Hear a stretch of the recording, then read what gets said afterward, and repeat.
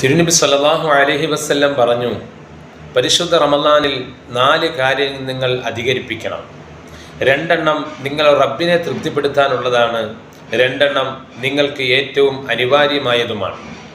നിങ്ങൾ റബ്ബിനെ തൃപ്തിപ്പെടുത്തുന്ന 2 കാര്യങ്ങൾ, ഒന്ന് ലാ ഇലാഹ ഇല്ലല്ലാഹ് എന്ന വചനമാണ്, മറ്റൊന്ന് ഇസ്തിഗ്ഫാറാണ്.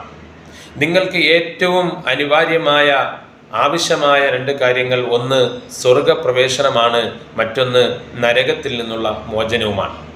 ഈ 4 കാര്യങ്ങളും സമ്മേളിക്കുന്ന വചനമാണ് അഷ്ഹദു അല്ലാ ഇലാഹ ഇല്ലല്ലാഹ് അസ്തഗ്ഫിറുല്ലാഹ് അസ്അലുകൽ ജന്നത വഅഊദു ബിക മിനന്നാർ. പരിശുദ്ധ റമളാനിൽ മുഴുവനും നാം അധികരിപ്പിക്കേണ്ട ഏറ്റവും ശ്രേഷ്ഠമായ വചനങ്ങളും ഇതാണ്. എല്ലാവർക്കും ചെയ്യാൻ അല്ലാഹു തൗഫീഖ് നൽകട്ടെ. തിരുറൗളാസവിധം അണയാനാശിച്ച് മനസ്സിൽ മാറും